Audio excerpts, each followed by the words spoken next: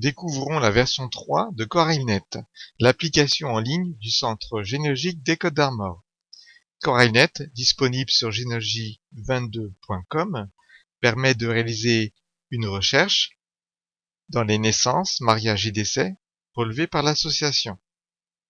Une des premières nouveautés immédiatement visibles, c'est l'accès sur un seul écran à tous les outils de l'association. Vous avez accès à CorelNet, au relevé des lieux-dits du cadastre, à GraniteNet, la base de données décousinage si vous êtes contributeur, à Sansonet avec le relevé des recensements de 1906. Vous avez accès ou non à tous ces outils si vous êtes ou non adhérent à l'association, contributeur ou non à GraniteNet.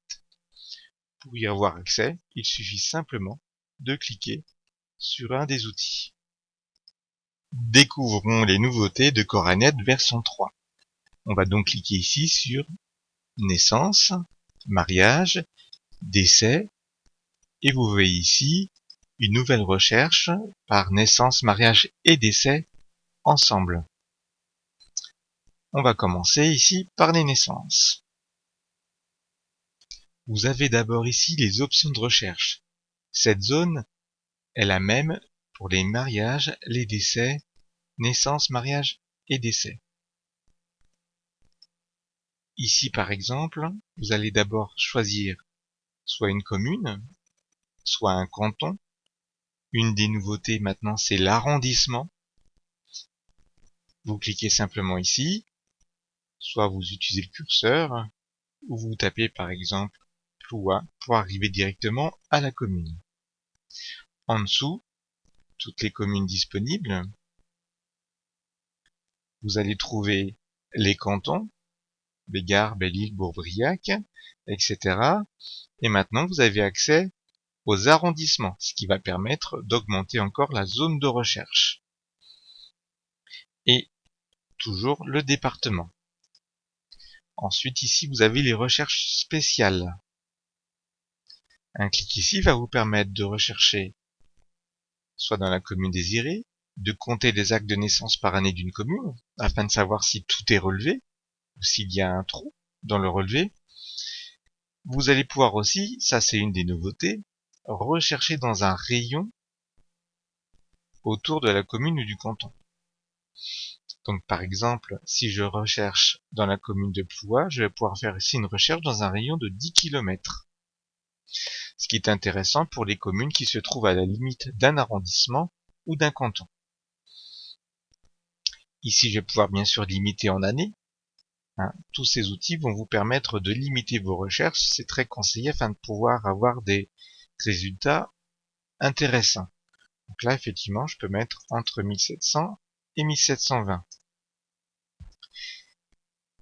Par défaut, c'est toujours la recherche par variante orthographique et ou joker qui vous permettra de trouver avec les différentes orthographes. Vous pouvez faire une recherche stricte sur le nom en utilisant les jokers, c'est-à-dire l'étoile. Et ici, vous avez une des nouveautés, la recherche par la méthode du Sondex, que l'on verra un peu plus tard. Bien sûr, vous avez toujours ici le nom écarté. En dessous, vous avez les rubriques spécifiques de recherche pour chaque type d'acte. Les naissances, les mariages, les décès, la recherche dans tous les actes. En dessous, vous avez des options. Ici, dans les naissances, mariages, des essais, vous avez des options pour réaliser des cartes. Que ce soit dans les décès, les mariages ou les naissances, vous avez des recherches avancées. Ici, par exemple, pour les naissances, vous allez pouvoir chercher un nom ou un prénom sur les parrains-marraines. Ici, faire des recherches dans la profession des parents ou dans tous les champs disponibles. Dans les commentaires que l'on met en saisie des actes. Pour les mariages, recherche avancée, là aussi donc recherche sur les parents des époux,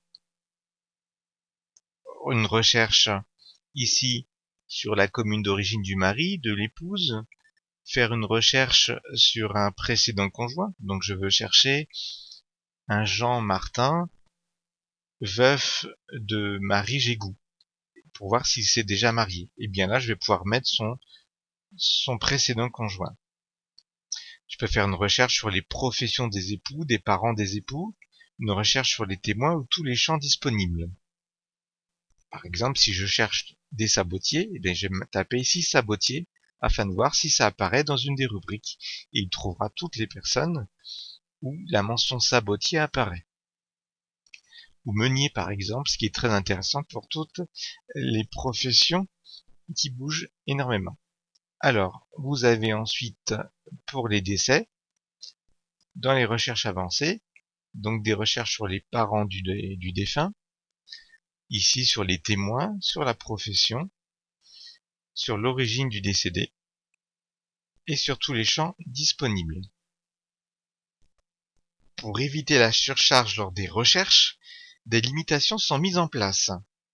Vous ne pourrez pas chercher toutes les naissances des Martins sur tout le département sans limiter à une période, une zone géographique ou un prénom par exemple.